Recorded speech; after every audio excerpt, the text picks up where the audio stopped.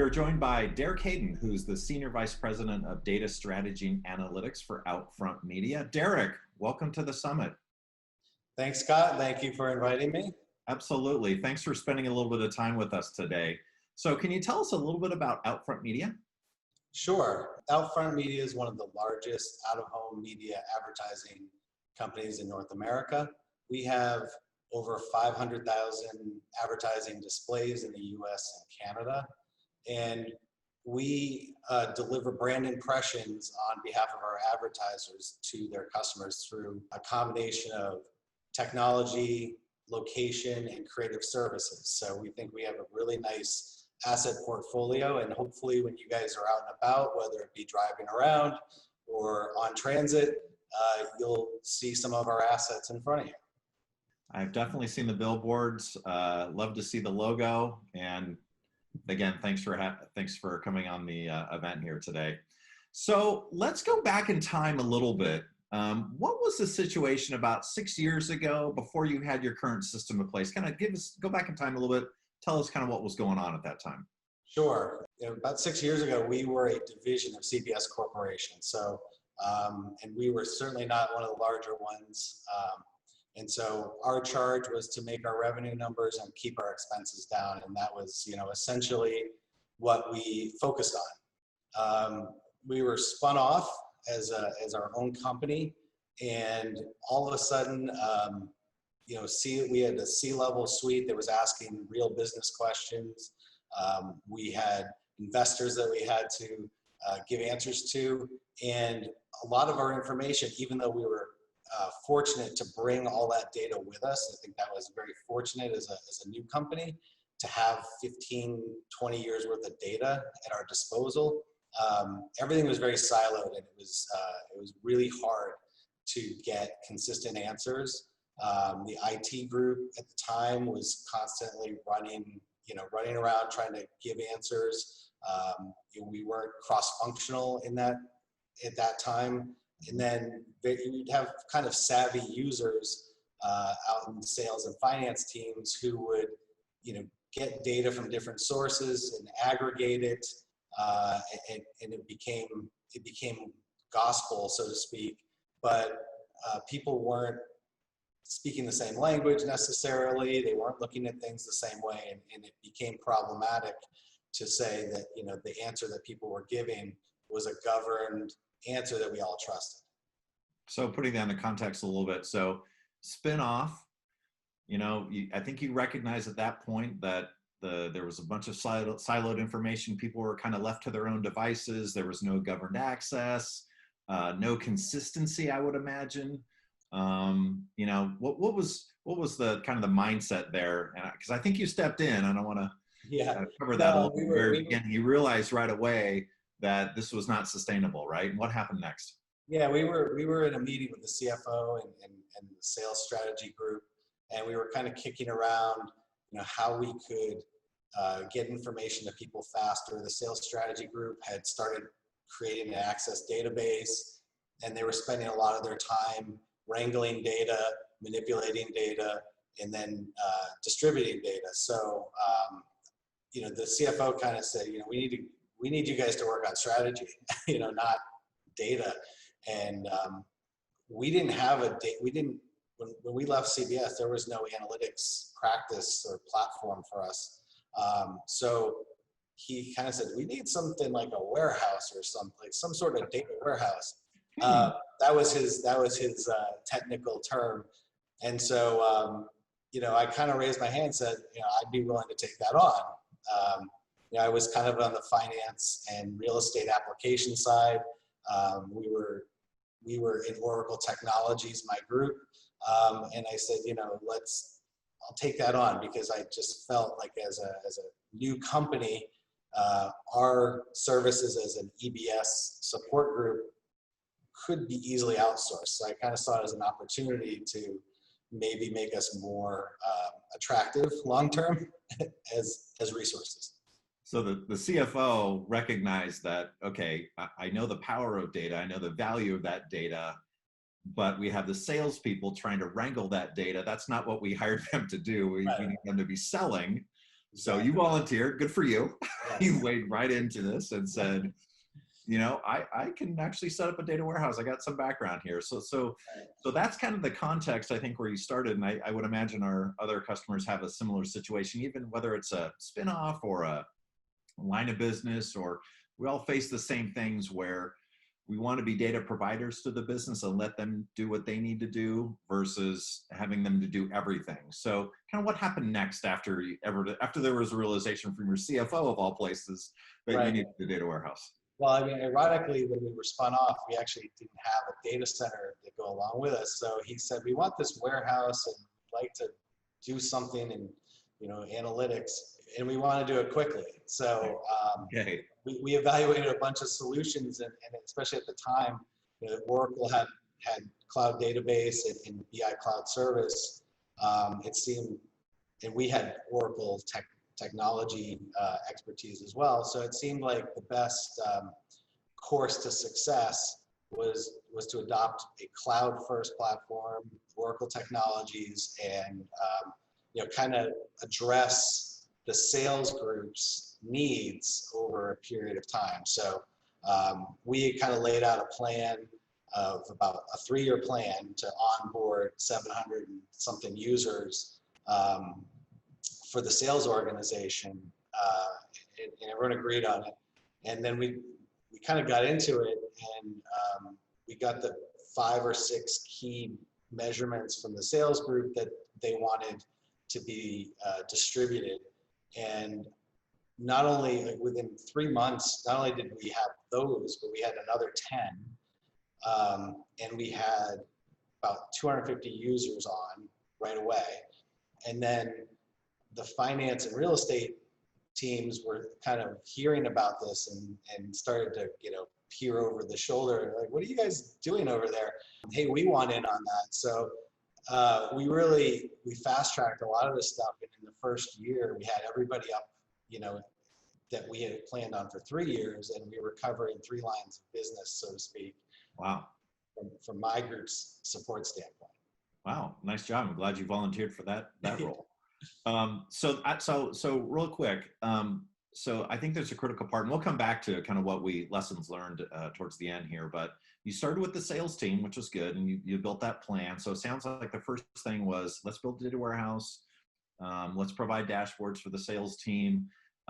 There's a little bit of disruption there, right around 2017. What happened there? Yeah, we were in that 2016 time period, we were feeling really good about ourselves and delivering as quickly as we could possibly get requests in. And, we were adding value, and I feel like we were streamlining, the reporting side and really starting to introduce visualization and analytics as a concept into the organization. As a technology team, we kind of got, caught up in all the accolades, and things kind of went haywire. So we started running into issues with space for our data. We had to, with cloud database, we had to pick, a economical CPU range to stay in. And so we were, we kind of got ourselves turned around. So we had to start prioritizing, what do we really need to do? We had to pump the brakes in 2017 and kind of completely rewrite our warehouse. So, that helped us address some space issues. It helped us address performance, but it took about 6 months out of our production of new content, so to speak, and really, kind of sidelined us for that period of time. But then we kind of got right back into it. We did an analytics assessment. We wanted to make sure we were on the right track, and we didn't want to get into that space again. And that's about when ADW kind of materialized in the Oracle portfolio. So we started poking around with ADW, and it addressed a lot of the things that we were struggling with. We did a universal credit conversion to kick off 2019, which kind of opened up the doors to all sorts of new tools. It allowed us to address some third-party data that we'd never really brought into our warehouse environment. And we brought that in through ADW, and that's a whole nother interesting story somewhere, that we were able to turn around the media spend analytics in like 3 days, like literally. at least, get it back out into the field in like 3 days. And then DV came out on OAC and ODI and Spatial Studio. So we've really kind of opened up our world now by kind of sticking to the Oracle Cloud platform. Wow, thank you. So interesting. So recognized a need for kind of centralized data management, if you will. And then you realized, okay, we're probably better off in the cloud, started doing things manually. And then here's this autonomous thing, which seems to be the right thing to do. So let's actually double click into your architecture a little bit. Walk us through kind of what the data sources are. I'm sure our audience wants to know kind of what does this look like, maybe at a high level, what your data flow looks like, and kind of go from a service level description here.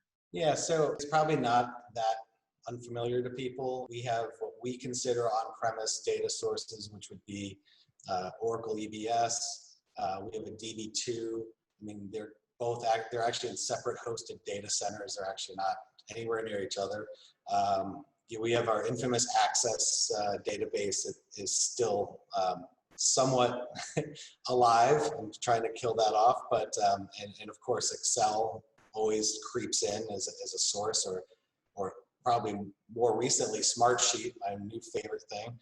And then we have some cloud sources, Oracle Cloud sources. We've got Booster is a media-centric CRM tool that we use. We have some IBM Cloud kicking out there, and then this third-party media spend that we consume right now is another huge source. So like our main sources of data there on the left, and it's kind of a hybrid, I mean, it's kind of coming from every direction. Yeah. So we as a technology team, we kind of wrangle it, we use ODI, little PL SQL tricks, things like that. But we're really looking to ODI as our, I call it a data orchestration methodology. And then our warehouse is, ADW, and there's tools off of that, which we actually use Apex and Spatial Studio. And so that's been great. And then the visualization side is OAC. Perfect. Not uncommon. I'm sure a lot of folks in our audience have a lot of different data sources and probably want to add even more data sources. There's just a hunger for all the different data from various sources. So tell us a little bit about why you chose Oracle for this data warehouse. You're basically implementing something new in the cloud, and what do we give to you? Yeah, I mean, we were in an interesting position because we didn't have any preconceived notions of what a warehouse or an analytics delivery should be. We went through a very long, practical evaluation of technologies at the time. And again, we actually had a partner come and they recommended Microsoft on our behalf. And I said, if I'm going to own this, I don't believe that that's where we should be. We had Oracle technologists. We've had a long relationship with Oracle and Oracle technologies. My team was ready to take the challenge. They were ready to move into a different role in the company. And, we were able to kind of repurpose existing resources into the analytics space. So it really didn't cost anything headcount wise to take this on in the Oracle platform. So it kind of was a no-brainer there. The cloud was perfect for us. It let us kind of get everything going quickly. And I think the time to delivery from when we, kind of spun things up to actually started delivering was so quick that, there was no chance for second guessing. There was, we saw immediate success and immediate value, and really we never looked back. Since that time, I mean, it's been 6 years, and the portfolio that Oracle has put out in the cloud analytics space is really impressive, and I've seen it grow. I mean, there's been changes to how you get to it, but I mean, right now, I mean, it's at a really powerful cloud offering, and we do everything through it.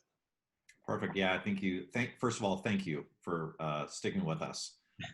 I do believe we have a lot to offer, and you're proof of that. And we'll hear later from some other folks as well.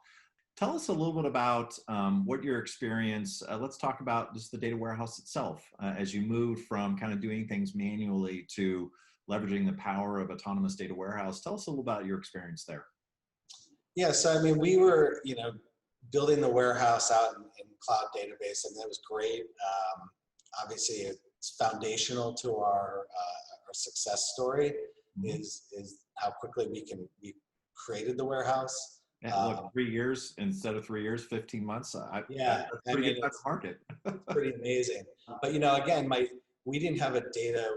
We didn't have a data center. We didn't bring any DBAs with us when we were spun off. So we had true technologists, and I really wanted them concentrating on data. And so, in order for us to keep this going, not only do we have the data warehouse rewrite, but we had to worry about space issues, backups, patching, security. We were limited or hampered, I would say, by we weren't able to scale up and back on the CPU side. We had to commit if we wanted to move to that next level. So, we really, those first 3 years, we were feeling our way around, and we had such great success.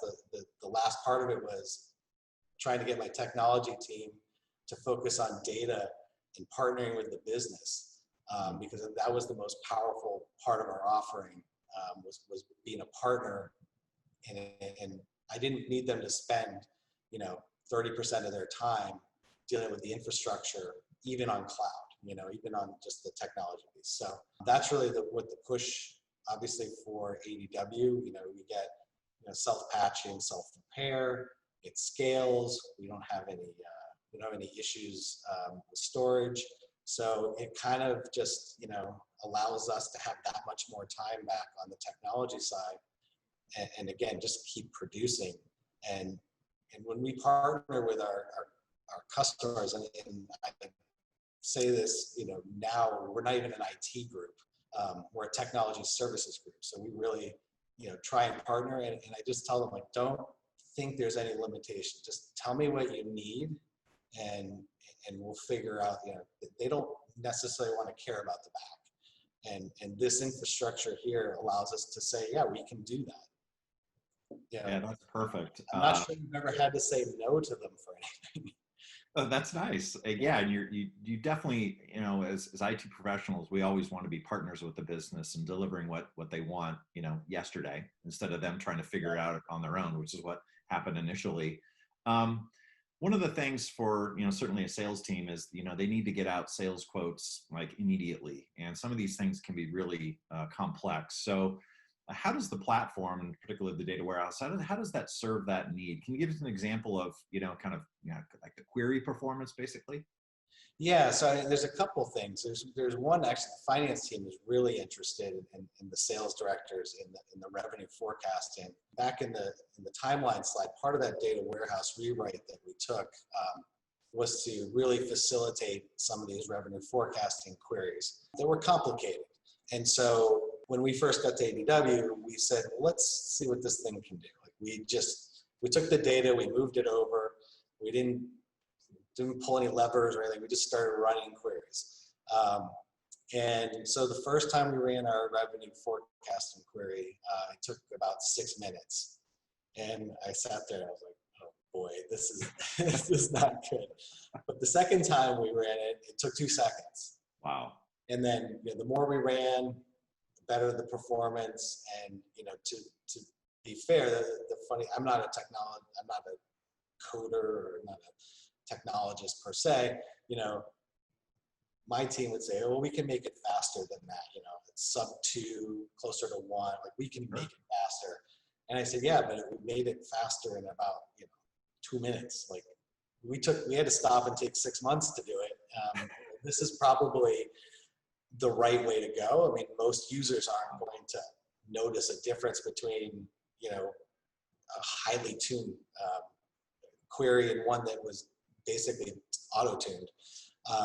Sure, yeah. So that was great. And then the corollary to that is this media spend data that we were bringing in from the third party was something that we weren't really familiar with. So not only was it a lot of data for us to ingest, but we didn't want to spend a lot of time modeling and indexing and all that. So we just would let it run. And we kind of let people hit against ADW just as they normally would against the data. And so we really haven't really touched that data model. We just let ADW do the work for us. Wow, that's amazing. So 6 minutes, 2 seconds, I'd imagine it's getting faster, and you're right, business doesn't care. They just want it as fast as they can, Right. whether it's auto-tuned or manual, but look, time to market's everything, and so is Right. speed. They can do more with the short amount of time. That's a great story. Appreciate that. Yeah. So let's kind of get out of the architecture a little bit and tell us, a little bit more about, some of the outcomes you have, where you're going, and I'm sure the audience wants to hear a little about, hey, along this journey, what did you learn, and how do we help our peers to go even faster, understanding the mistakes that are deviations from your path that you had before. So let's start with a little bit of that about the outcomes. Yeah, I mean, we've touched on them when we talked, but just to kind of reiterate, we have a data warehouse without a data center. Oracle is our data center, for lack of a better word. So it really allows us to focus. We've consolidated our cross-platform reporting into one place. It's governed from the standpoint of, people go there and it's trusted. If it doesn't come from there, there's definitely at this point, some questioning. C-level has embraced, the data and the visualization. I think I mentioned too, we were chatting at one point that, I can tell when our CRO is up early, or if he happens to be over in London, because, if something doesn't look right to him, it's right to my phone, nice, bright and early. So they've definitely taken it, adopted that. It's also allowed us to kind of create a common vocabulary. One of the things about the siloed reporting was, we still had systems calling things a sales face versus a panel for the real estate group. And so we kind of all come together, and there are things that now are just common. We brought that vocabulary together. I think we always had measurements kind of out in the company, but this allowed everyone to really focus on what they want to measure. And the KPIs were, everyone knew what they were, and they knew where they could find the measurements. And I think that was powerful, because sometimes I think we would just lose sight of what was expected. And I think that was really helpful. There's something that our sales team likes to call visual performance management. And of course, the data drives that, but the visualization tool is obviously the visual part of that. But it drives some competition. It helps look for trends and outliers that they may not have seen in a spreadsheet before. So I think that's been really powerful. We've been able to introduce third-party sources into the warehouse to help do things that in the past were really manual and maybe quarterly, or every once in a while someone get it. One of the things here that they're working toward on the media spend side is understanding how we can identify people who are spending media dollars but not necessarily in the out-of-home industry. And can we go look at peers of certain companies that are more favorable to us and create a story as a media partner and say, hey, we see you spending in these areas. Can we show you that, newspapers and magazines, the circulation is way down. Maybe you should move some of your dollars. You're not going to change your marketing budget, but your dollars can move into the out-of-home, and we feel like we're more effective in that space. So really just have those conversations as a media partner, and we can do that with ADW now. And then, better to provide data to the business than trying to wrangle that data and yeah, a common language. So let's just spend a couple minutes on lessons learned, if you would. How can we help the audience kind of on their journey? Yeah, so I mean, I think one of the things, the big leap of faith that we took was, let's go with Oracle. Let's utilize existing expertise. So I think that was really, that was a good decision on our part to say, look, we know we can deliver in this environment with this technology staff that we have. So it allowed us to, rather than focusing on the infrastructure, focused on the data, right? So we can bring it, get it in there, get it modeled, and then use visualization. And that really helped us become a business partner. So before we were kind of the standoffish IT group that, that just waited for bad things to happen, or some fire drill request from a C-level. We need data, and we would all run around for hours upon hours and spend weekends wrangling things. So by partnering, we don't get surprised by that as often as we used to. Not to say we don't ever get surprised by a request, but I think what it has done is, the things that they need to know, and we've put it out there in a way that they can consume it relatively easily. And what it's sparking is other questions outside of probably the normal, just, oh, I need this or I need that.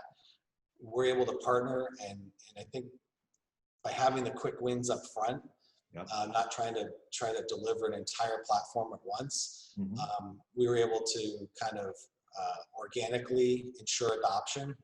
And the sales organization adopted very quickly. And then the finance and real estate organizations came on, and they were like, hey, we want that. We see what you're doing. And we were able to really come up with some creative ways to not only give them some data that they weren't getting before, but we actually reduced their reliance on some kind of third party or internal applications that they were using, and we've shifted all that to the warehouse.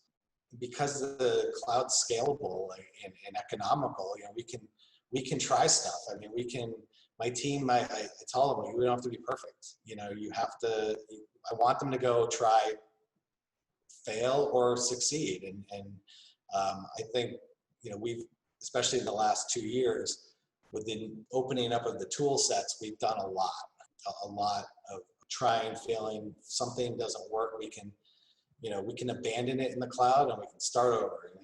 And I don't feel like I've burned CPUs or I've bought a machine I didn't need, and that type of thing. And then, well, so, look, thank you for working with us. Sounds like the partnership is really having an impact where you can focus on data and a data provider and partnering with the business.